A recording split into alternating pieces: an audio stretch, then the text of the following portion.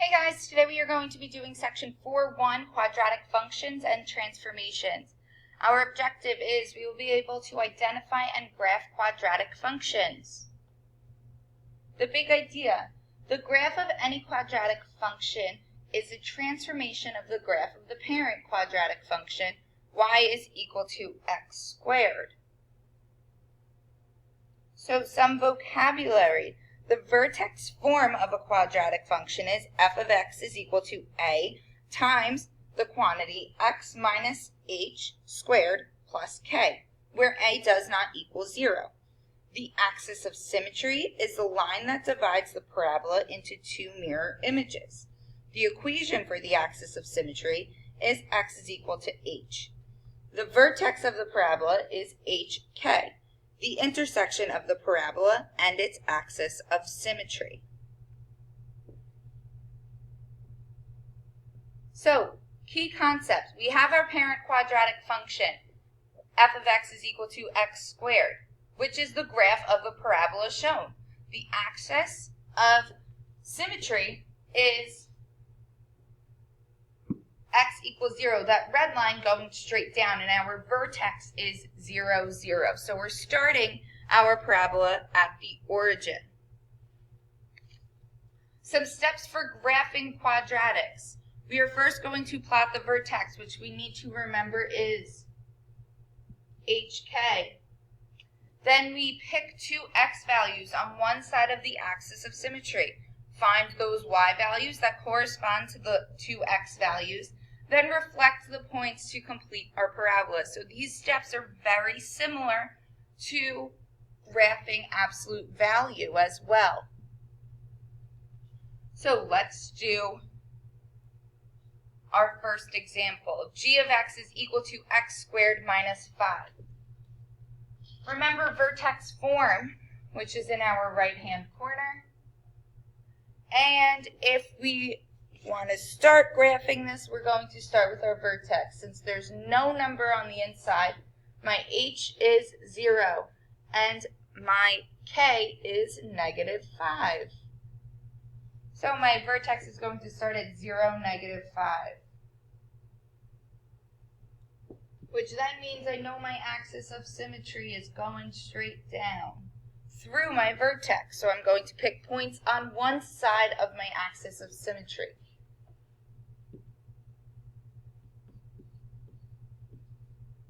I'm going to pick positive, so 1, and plug it into my original function.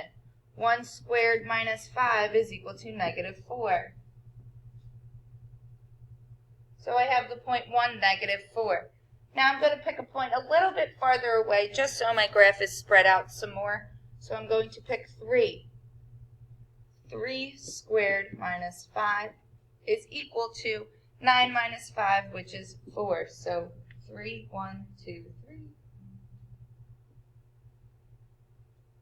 I then have to reflect those 2 points on the other side of the axis of symmetry.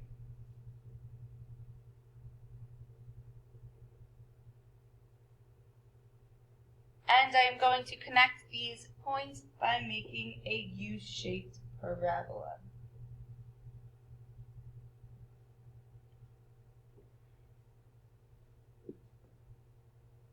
You guys go ahead and try this one on your own.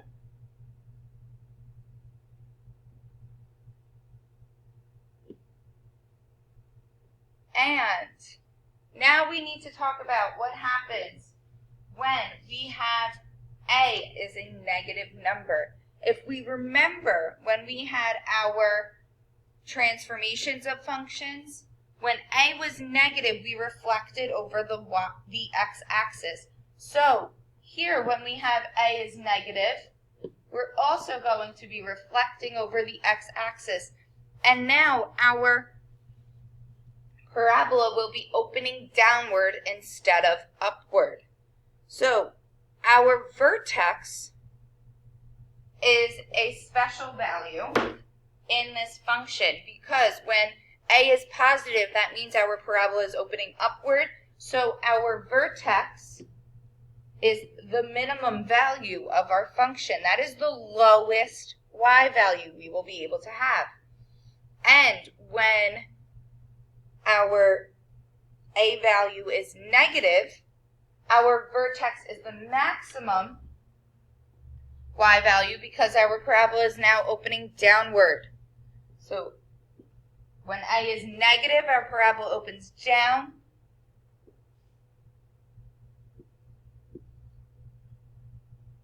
And when our a is positive, our parabola opens upward.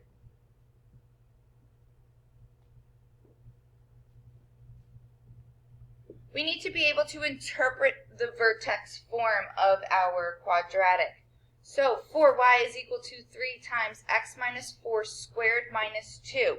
We need to find the vertex, the axis of symmetry, the maximum or minimum value, and the domain and range. Remember that domain is our possible x values and range is our possible y values. So first let's start off with our vertex. Our vertex is HK. We have HK. H is originally negative in our vertex form, so we take the opposite of whatever's inside our function. So we have negative 4, so our vertex is at 4, negative 2. The axis of symmetry is our x coordinate, so our AOS is x is equal to 4 because we go straight through that x coordinate of our vertex. Then we need to know whether this is a maximum or minimum value. What tells us that is our a value. Is a positive or is a negative? Since here a is positive, we have our parabola opening upward, therefore we have a minimum value.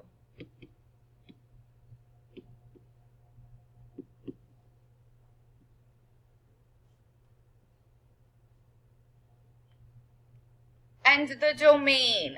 Domain means all of our possible x values that can go into our function. For a parabola, we have any x value can go into our function, so our domain is all real numbers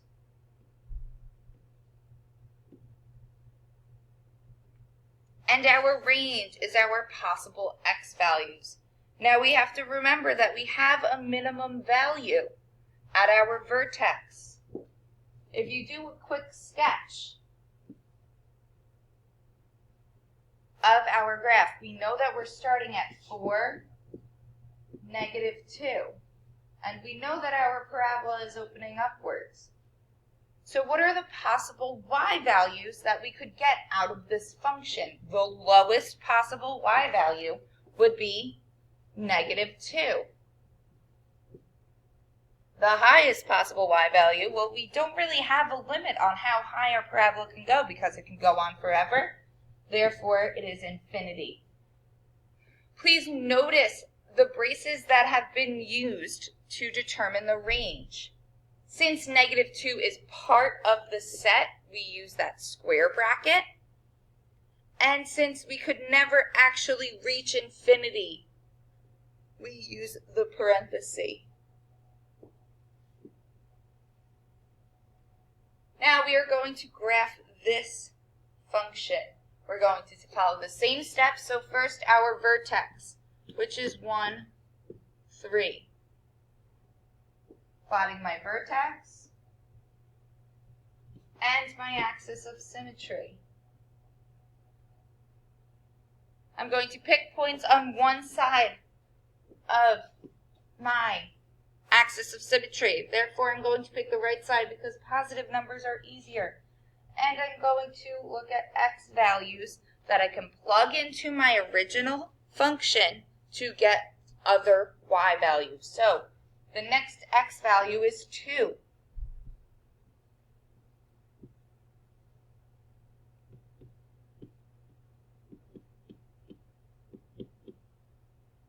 Remember PEMDAS when you are simplifying this. 2 minus 1 is 1. 1 squared is 1.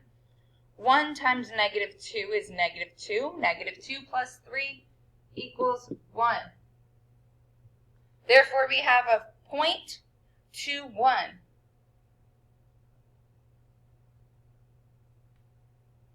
And we can pick another point. I'm going to pick 3. So negative 2 times 3 minus 1 squared plus 3.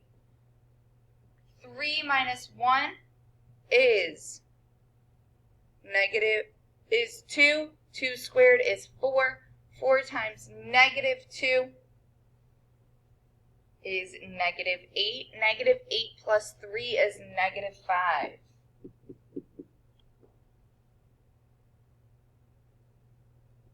So I have my point, 3, negative 5, and I'm going to reflect them over the axis of symmetry. I am going to connect.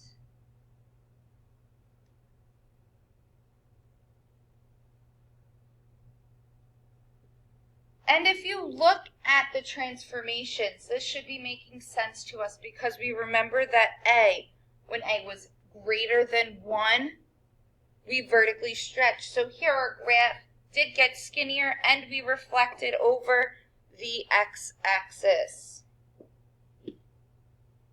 Try this one on your own. And when you are done, you are finished with the notes for section 4.1.